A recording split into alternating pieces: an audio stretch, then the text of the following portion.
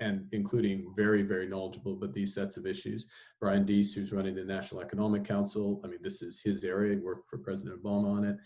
Jake Sullivan, who's National Security Council, and that integration of economic and security policies there. Obviously, John Kerry, very prominent, knowledgeable, and hugely effective, all the way down through to the chief of staff of Janet Yellen, used to run the TCFD, which is sounds like a plumbing issue, but it's a very the most important bit of climate disclosure.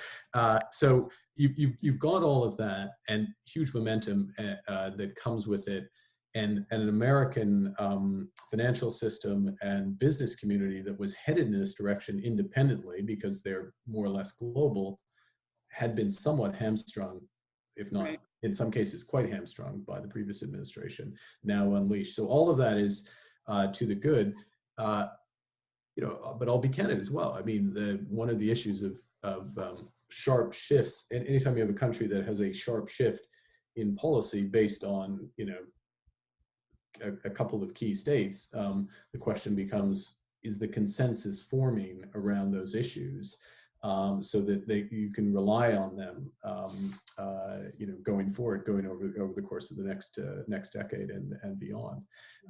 And I'd like to think so, and I'd like to think that part of what will come out in the next few years will be the positive side of dealing with climate change, the competitiveness side, the job creation side, you know, and just the improvements in quality of life that can come with it, will help depoliticize big elements of it. And, you know, we should always have a competition for ideas around how best to tackle and where the priorities should be. But in terms of the objective and how to measure progress against objective, hopefully that mainstreams. And, you know, again, from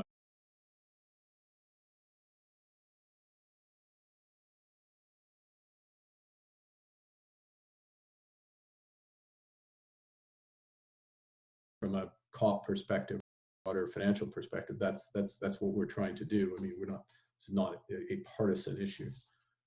Yeah, it's tricky with the climate that we live in, with social media and how issues get shaped and contorted. And climate, I think, has been a part of that. There are many others that we're dealing with through COVID as well, whether it's the question of vaccinations, but trying to break through with a message that is values-based, that people trust. And even you in your book, you talk about trusting science and listening more to science and science-based policy.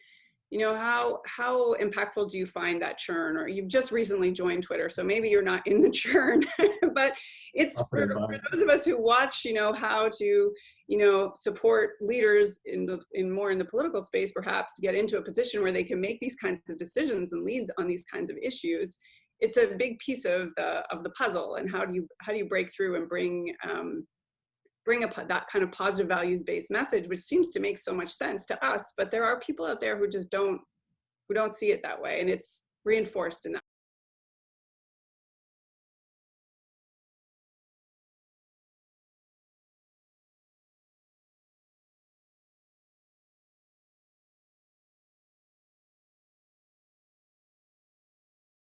In that world. Yeah, I mean, yeah, there's definite, you know, huge evidence of polarization across a wide range of issues, and algorithms that are reinforcing that polarization, and one has to recognize. I think there is a, you know, what starts with any change is trying to see how that change affects those, and the book talks about this, those on the periphery. You see most clearly when you see from the periphery. So, you know, you see the economy most clearly if you're unemployed, or you know, the police if you're persecuted, or you know, you're subject to systemic racism, or and climate transition if you're in an industry that is immediately affected or prospectively affected by that transition. And so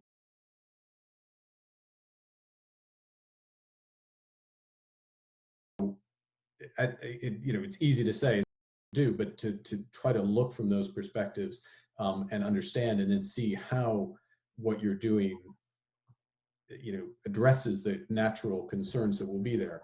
Now, you'll never, you know, some people you'll never fully win over, and often some issues are proxies for other issues sometimes, as you know better than I, and one has to recognize that as well.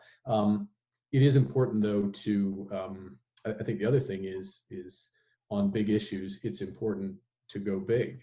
It is important to have big objectives and work for it, because you will spend a lot of capital. Even as a central banker, you come with a certain amount of capital beyond that, which is on the balance sheet. And so you better be looking for something that is going to make a material difference and is consistent with the value or the objective that you're trying to accomplish. You're trying to pursue. Yeah. We have quite a few questions here. I keep darting my eyes. I'm listening and the questions are flowing in. So I may just take a moment here and bring in someone from our audience. I see there's a question here from James Lormier in Halifax. And his view is that missing from the short list of big crises is the dramatic explosion of inequality and the channeling of so much of the increased wealth to the very wealthy. Is exploding inequality just as much in need of action as the other area items that we're tackling in this? Yeah, absolutely, James. I mean, I think the and two things about it. One, and the book goes into some detail about this, at least from my perspective, which is that we've had this build in inequality.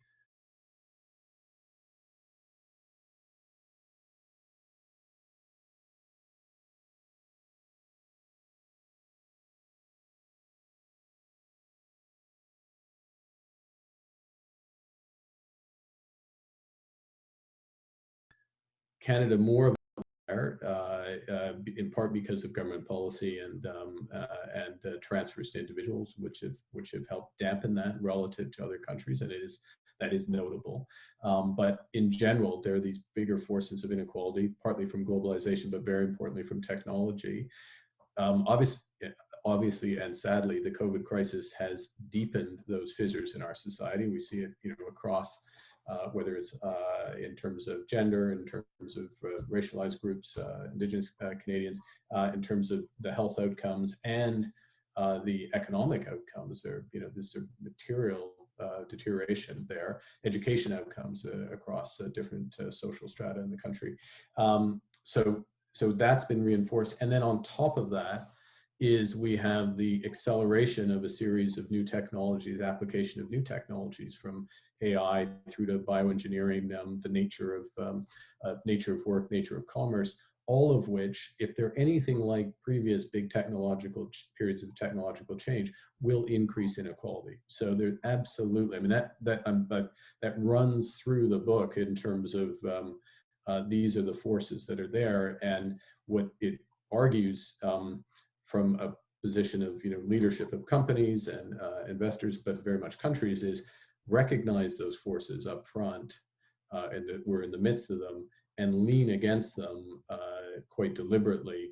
And that requires reforms to how we educate. It requires changes to our tax system to advantage labor over capital. We have it the other way around, or more specifically, skills development over capital investment. It requires changes to, in my judgment, to fairly substantial changes to the way we trade to support trade and services, which benefit women more than men, and trade for small, medium-sized enterprises, small business, freer trade for small business, the sort of, to Canadianize it, the Shopify platform economy, make that as seamless as possible, because that is not regionally specific. That is inclusive, because these are new entrepreneurial businesses, and you build that ecosystem. And again, I'm sorry to go into the plumbing, but part of the reason why the book reaches that is I was trying to make these ideas, ground them as much as possible. So actually, we should change the way we conduct payments in the country, and including through central bank digital currencies and other things, because they're goods in and of themselves, but they help rebalance the way globalization works, the way technology is applied, the type of jobs that are created. So whether it's in Halifax or Montreal, there is the world as your market is there as quickly as it should be. So it's the question's spot on, but it's the crises that the specific crystallization of crises that then lead to what do we learn? What values do we learn from that? And then how do we address it in a way that, as the title says, builds a better world for all. I think you say at the end, a planet worthy of our grandchildren Worthy of our grandchildren, yeah. is Yeah, the because goal. that was the line, was after the First World War, was you know, a Britain fit for our children, and there was this huge series of reforms there. So COVID is a war, then how about a planet fit for our grandchildren? Well, I have a question here along those lines as well from David Hunter. It doesn't say where David is joining us from. He asks, what are your thoughts on establishing metrics that measure progress towards an economy based on human values? For example, in addition to or instead of GDP. And to quote, what gets measured gets watched, and what gets watched gets done. FYI, I am a grandfather who wants to help leave the world a better place for all grandchildren. That's the spirit, David. I think very important, you know, broadening out the metrics by which we measure things. And actually, I go through in some detail in the book about the value of sort of absolute metrics. So let's say in the case of human progress, instead of trying to emphasize or estimate, and believe it or not, people do, a dollar value of human capital, but actually, you know, certain educational attainment or outcomes in terms of employment and relative equality of employment, or to measure more broadly on the natural capital side. You know, okay, so the Canadian, you know, physical balance sheet of our natural capital. Are we adding to it, or are we subtracting from it? Unfortunately, you know, we've been subtracting over the last half century. We've started adding back in recent years. How do we track it? So yes, on metrics, and there is a lot of work that has been done to do it. And the only caution, I'll finish with this, on metrics, and it goes back to kind of the original thesis of the book around market society, is we need to be very careful on those types of broader welfare metrics, so human experience, flourishing metrics, not to, there's always a temptation for people like me, economists and others, is to put them into dollar values. So you can compare them, and you can compare them to profit or measures of GDP. And the challenge is when you mix the two, then you end up in an economic world of trade-off all very quickly. And it's a mixture of the sacred and the secular that doesn't lead to the best outcomes, in my judgment. No, you explain that a little bit in the book, actually more than a little bit, about the value of a human life, and this conversation, I guess, that's taken place in the insurance, predominantly maybe the insurance industry, and from a health policy point of view, which I had never encountered as a concept. It was quite something to try to wrap. Remarkable. You know, I mean, there are these estimates, value of human life, value of statistical life, and they're actually used not just in insurance, but in public policy. So the judgments about whether to have a road or to have a regulation will weigh the cost of that relative to lives saved or lost, depending on how you look at it. And I think what's interesting, and it's all based, sorry, just, I mean, it's interesting details. It's actually more, it's a detail that really matters, which is it's almost all based on it's either surveys or judgments of if you took a slightly risky job and you were paid a bit more for that. Let's say you were a bike courier or something, you know, well, there's some greater risk here. And if you're paid a premium, small premium for that, it's implied that you have calculated your relative odds of dying as a bike courier. And then that is used to estimate the value of life. And the value of life in Canada is, you know, there's a range, but let's call it $1.5 million. By the way, that's what our lives are worth on a statistical basis, which is nice to know. Now, when you get to COVID, people's revealed preference is totally inconsistent with that. They value their lives and the lives of others far higher degree. And so it just shows you the limits of this type of monetization approach. We need to be really careful. It can inform decisions, but it shouldn't make decisions. And yet it's at the heart of public policy. Yeah. That ties in a little bit to a question that I had here about healthcare from Paul Sulkers. He writes, in order to demand and improve our competitiveness, other countries have invested in strong primary care and home care services. Many consumers pay very high value, place very high value on primary care to assist or guide them. However, primary care is the lowest funded element of our public health system. Can the provincial and federal health sector apply your shift from market values to human values to achieve this vision where the current market limits investments that drive long-term value within short-term election cycles? It's a great, well, it's an interesting question. It's not one of my areas of expertise, if I have areas of expertise, but I guess the way I would look at that, if understanding the question as I do, is partly not just on measures of health outcomes, or let me reframe, broader human outcomes. Health outcomes is part of that in terms of primary care, but also broader measures of well-being, whether it's mental health or other measures of flourishing, and how what is accomplished in the round relative to the cost versus instead of home care, institutional care, if I put it more broadly like that. It's one of the questions. I mean, we're in COVID and we are where we are, but it's not always clear that we're optimizing across broader measures of welfare for individuals, including children, for different provincial rules on schooling, for example, which it just and I'm I'm sorry, but there might not have been evidence in March of 2020, but there's a lot more evidence now in terms of the impact of different types of schooling on children's well-being and family well-being by extension, which from a broader welfare perspective should be brought into consideration. Mm-hmm.